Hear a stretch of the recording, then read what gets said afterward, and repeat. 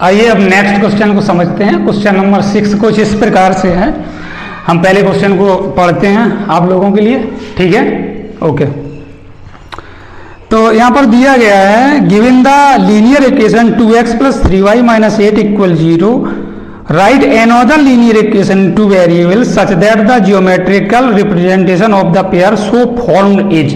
Number first intersecting lines के लिए बताना है, सेकंड पैरेलल लाइंस के लिए, थर्ड कोइंसिडेंट लाइंस के लिए। क्या एक पॉलिनोमियल दिया है, हमें दूसरा पॉलिनोमियल बाय ओन सेल्फ बनाना है, अपने आप से बनाना है, ठीक है? तो आंसर सभी के अलग अलग होंगे, कौन क्या बनाता है, बस इतना ध्यान रहे कि ये अलग अलग 3 कैटेगरी को फॉलो करें। फर्स्ट करेंगे तो फर्स्ट कैटेगरी को फॉलो करें, क्या इंटरसेक्टिंग लाइंस हो। अगर सेकंड पॉलिनोमियल्स बनाएंगे तो सेकंड कैटेगरी को फॉलो करें जो कि पैरेलल लाइंस की कैटेगरी, और अगर थर्ड पॉलिनोमियल बनाएंगे तो थर्ड कैटेगरी कोइंसिडेंट वाली को फॉलो करें, बस इतना याद रहे। तो पॉलिनोमियल कुछ इस तरह से दिया गया है। यहां पर क्या दिया गया है लिख लेते हैं। दिया गया है 2x + 3y - 8, 2x + 3y - 8 = 0, ठीक है? यहां तक क्लियर है? अभी क्वेश्चन को समझा है, अब क्वेश्चन को सॉल्व करेंगे। ओके, ठीक है। अब इसके लिए हम अनदर पॉलिनोमियल बना रहे बाय ओन सेल्फ, स्वयं से। बस ध्यान रहे कि इंटरसेक्टिंग लाइंस को फॉलो करें। ओके, ठीक है।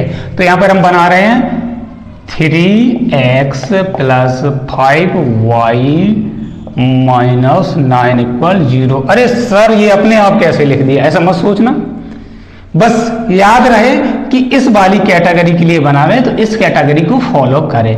इस वाली कैटेगरी को फॉलो कैसे करेगा, क्या कंडीशन होती है, वो हम पिछले क्वेश्चंस में बता चुके हैं, यहां भी बता रहे हैं। क्या कंडीशन को फॉलो करें? कंडीशन ये फॉलो करें कि जो a1/a2 हो इज नॉट इक्वल टू हो b1/b2। तो देख लेते हैं, दोनों इक्वेशन अपने सामने हैं, देख लेते हैं यहां से क्या फॉलो कर रहा है। तो a1 यहां से कितना है 2 और a2 कितना है 3, तो 2/3, और यहां पर b1 कितना है 3 है और b2 कितना है 5 है। क्या 2/3 इक्वल है 3/5 के? नॉट इक्वल टू, ठीक है? क्या है? Is not equal to. तो क्या हुआ, कौन सी कैटेगरी में आते हैं ये? Intersecting lines. First part complete हो गया, इसके लिए हमने इक्वेशन बना लिया है, यही इसका आंसर हो गया। सभी के अलग अलग आंसर हो सकते हैं क्योंकि मैंने कुछ और बनाया इक्वेशन, आप कुछ और बनाएंगे। बस याद इतना रहे कि इंटरसेक्टिंग लाइंस वाली कंडीशन को फॉलो करें। ओके, ठीक है। अब सेकंड पर आते हैं। सेकंड में क्या है? Parallel lines. पैरेलल लाइंस के लिए इक्वेशन बनाते हैं बाय ओन सेल्फ, ठीक है? तो पैरेलल लाइंस के लिए हम इक्वेशन बनाएंगे 4x + 3 × 2 = 6, 6y - 11 = 0, ठीक है? याद रहे कि पैरेलल लाइन वाली कैटेगरी को फॉलो करें। तो कर रहा है क्या, देख लेते हैं। फर्स्ट इक्वेशन ये है, सेकंड ये है, तो यहां से देख लेते हैं a1/a2 कितना है, b1/b2 कितना है और c1/c2 कितना है, ठीक है? चलो चेक करते हैं। a1 वही है 2 और a2 4, 2/4, और 2/4 को सिंप्लीफाई करें तो 2 × 1 = 2, 2 × 2 = 4, इस तरह से लिख सकते हैं। तो a1/a2 कितना आ गया, यहाँ पर 1/2 आ गया, ठीक है? ये 1/2 लिखा हुआ है, थोड़ा सा छोटा छोटा है ये, ठीक है? 1/2 आ गया ये b1/b2 देख लेते हैं। b1 कितना है, वही है 3 है, और b2 कितना है 6, और 3/6 को भी हम 1/2 लिख लेते हैं, हम डायरेक्ट लिख सकते हैं यहां से 1/2। तो b1/b2 भी अपना कितना आ गया 1/2 आ गया। But c1/c2 is not equal to, तो हमें जरूरत भी नहीं है। तो c1/c2 कितना है -8/-11 जो कि इक्वल नहीं है। तो हमें यही कंडीशन फॉलो, इस तरह से कुछ पॉलिनोमियल बनाना था जो इस कंडीशन को फॉलो करे, किसको, पैरेलल लाइंस होने की कंडीशन को फॉलो करे। तो यहां से क्या हो गया, क्या कंक्लूजन निकला, यहां से कंक्लूजन निकला है A1/A2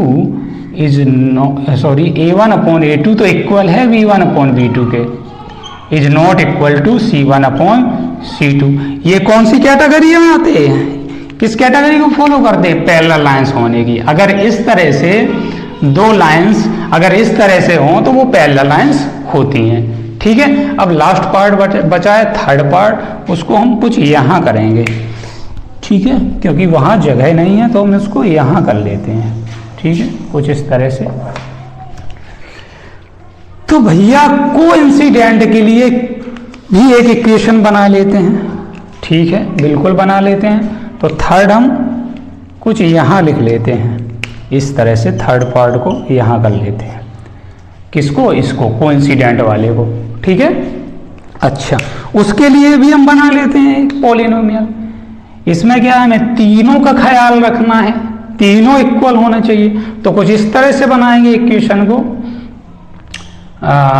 2x है तो हम यहाँ पर लिख लें 2 3 जा 6x प्लस 3y है तो लिख दें 3 3 जा 9y।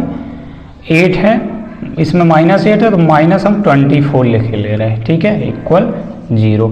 अब इन दोनों इक्वेशन से देखो A1/A2 कितना है, A1/A2 कितना है, B1/B2 कितना है और C1/C2 कितना है। ठीक है, इस इक्वेशन से, और ये जो दिया गया इक्वेशन है, गिवन वाला इक्वेशन है, ओके, ये वाला जो दिया गया इक्वेशन है। तो यहाँ से A1/A2 निकलता है 2/6 और B1/B2 निकलता है 3/9 और C1/C2 निकलता है -8 और -24। ठीक है, A1 B1 C1 की वैल्यू जो पॉलिनोमियल जो क्वेश्चन में दिया गया है उस दिए पॉलिनोमियल के अनुसार रहेगी, और A2 B2 और C2 की जो वैल्यू होगी जो पॉलिनोमियल हमने अपने आप बनाया है उसके द्वारा रहेंगी।